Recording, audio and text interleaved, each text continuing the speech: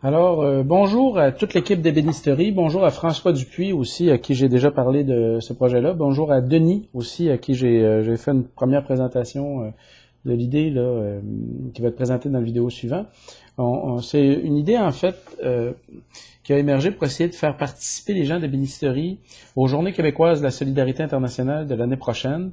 L'année prochaine, les JQSI du début de novembre vont porter sur le thème des effets des changements climatiques sur les populations du Sud.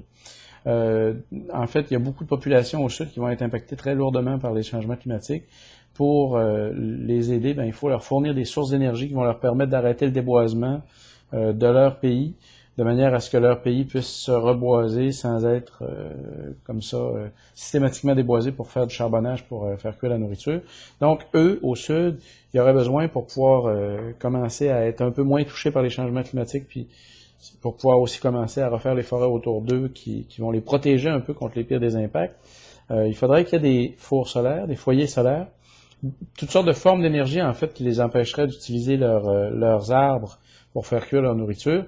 Je pense que au département d'ébénisterie, on pourrait lancer le défi aux étudiants de fabriquer des fours solaires en utilisant très peu de matériaux. Le défi serait, en fait, de fabriquer des fours solaires les moins dispendieux possibles, avec simplement du papier d'aluminium puis du bois sous forme de petites planchettes, de planches, en tout cas, de ce qu'on est capable d'avoir facilement au sud. Donc, des panneaux solaires, des foyers solaires qui seraient faits de bois recouvert d'aluminium réfléchissant, de manière à concentrer les rayons du soleil. Il pourrait y avoir différents formats de foyers solaires. Il pourrait y avoir des barbecues solaires qui seraient fabriqués par les jeunes en ébénisterie.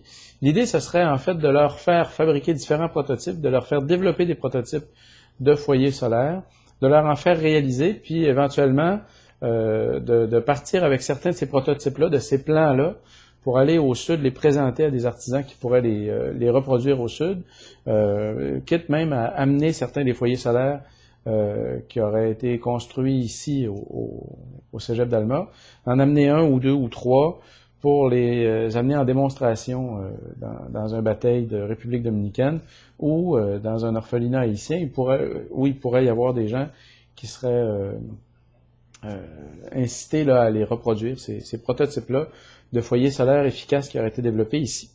C'est un espèce de défi qu'on pourrait lancer aux étudiants. Je pense que nos étudiants seraient capables de faire de très beaux petits foyers solaires. Il y a des plans qui existent sur Internet qui pourraient être adaptés. Les plans qui existent sont souvent des plans pour fabriquer des foyers solaires, des fours solaires avec du carton. On pourrait adapter ces plans-là pour faire quelque chose d'un peu plus durable. On pourrait prendre des plans aussi pour développer des petits meubles du style d'un barbecue solaire. Il pourrait y avoir plusieurs plans comme ça qui pourraient être réalisés. Moi, ce que j'aimerais qu'on puisse envisager, j'aimerais ça qu'on puisse imaginer un concours pour lequel on essaierait de trouver du financement pour financer le bois pour que les étudiants n'aient pas à débourser eux-mêmes pour le bois. On financerait peu de bois puis de matériaux de manière à ce que les fours qui seraient réalisés soient réalistes à reproduire là, par des gens du Sud. Puis on essaierait d'avoir des prototypes prêts pour les JQSI, les prototypes les plus jolis possibles, les mieux réalisés possibles. On essaierait de les avoir complétés pour le mois de novembre avec une première cohorte, donc pour que dans les JQSI, on puisse présenter ces fours solaires-là lors des journées qui vont être organisées au collège, qu'on puisse présenter comme ça des solutions qui peuvent être conçues au nord pour aider les populations du Sud à mieux traverser le choc qui s'en vient avec les changements climatiques, avec la déplétion des ressources énergétiques traditionnelles.